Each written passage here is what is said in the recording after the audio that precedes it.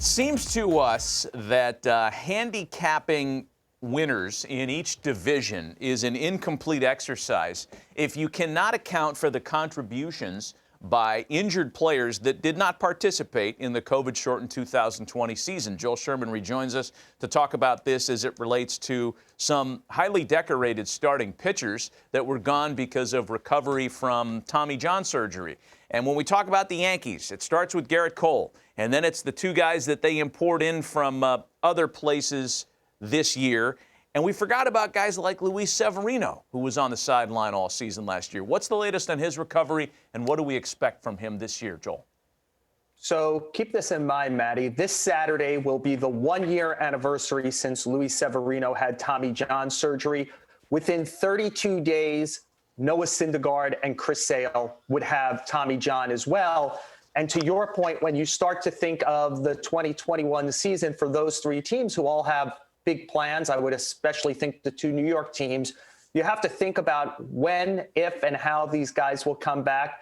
In Severino's case, remember, he signed a 4-year, $40 million contract before the 2019 season. He's made 5 starts since then, 2 of them in the playoffs in 2019, none last year after he needed the Tommy John surgery. To your point, Kluber and Taiwan, who are expected to be the number 2 and 3 starters, they've hardly pitched the last 2 years also. So at best, the 2021 Yankee rotation behind Garrett Cole is going to be a jigsaw puzzle. And Severino's ability to come back in, say, June or July will be a big deal if he could come back. If you look at the numbers, the before 2018 All-Star Game numbers, if he even approaches that, think about what that would mean for the team over the last half of the season. At this moment, he's throwing from 120 feet. People who have seen it use the word with intensity. So that's a good sign. He's probably about 2 weeks away from getting off a mound and beginning a more steady progression towards the major leagues. All right, so on the other side of town, Noah Syndergaard's coming off of Tommy John surgery, and when we look at their front three in Citi Field, and we find DeGrom, Stroman, and Carrasco pretty good. We like it. They import Joey Lucchesi in from San Diego, David Peterson perhaps ready to take that next step. Where does Thor fit into that group? Yeah, the Mets have built some depth this offseason. I would note some of that depth. Taiwan Walker came in this weekend, and in association with that, Syndergaard was put on the 60-day DL to open a 40-man roster spot, which means he won't be back before June. I mean, that was the plan anyway, since he had late March Tommy John surgery. He's actually already off the mound. And when you think about it, he's not just important for the Mets, right? He's got real importance for himself, obviously for the Mets. He is incredibly talented. The Mets look like they'll have a strong top 3 in DeGrom, Carrasco, and Stroman, plus some depth that they've created this offseason. But Syndergaard would make a real difference if he could come back in full form for the stretch run. And for him personally, this is his walk year. He's heading into free agency after this season, so a good second half would really set him up well. So, Joel, explain one thing for me. Severino's a year away. It's been a year since his Tommy John surgery, but yet he might not be back till June. But we've been watching Syndergaard throw without a shirt on off the mound all winter. So it looks like he's going to be ready to go when the season starts. Why? And he's 32 days behind Severino. Why the discrepancies?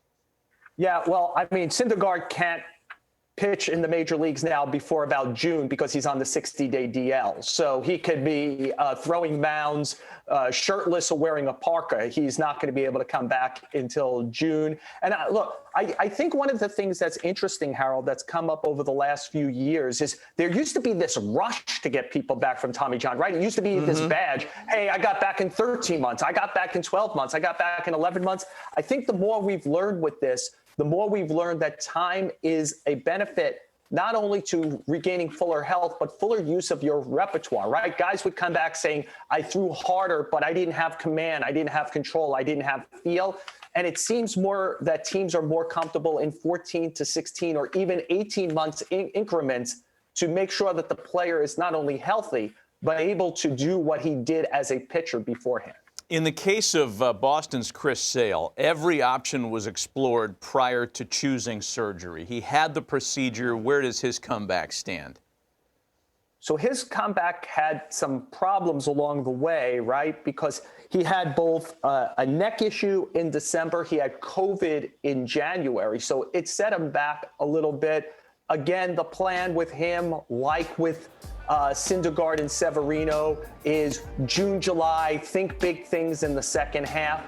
And this is a pitcher, remember, he signed a 5-year, $145 million contract. He didn't pitch last year in the first year of that contract. There's 4 years and $115 million left on it. So just to go full circle on what we were just talking about on Harold's question, the Red Sox have a big investment in this guy, not just in 2021, but for the foreseeable future, for 4 seasons. So obviously, the Red Sox want to try to make a run this year. You can imagine if they get Eduardo Rodriguez, who didn't pitch at all last year because of complications from COVID, and Sale back to make like a lot of starts this year. I actually think they got a puncher's chance to at least be a wild card team, but they also have to think big picture with Chris Sale, who signed for several more years. Well, a lot of things that have to break right for that to go down, but a lot of people agree with you that maybe they're sneaky this year, pending a return of Chris Sale.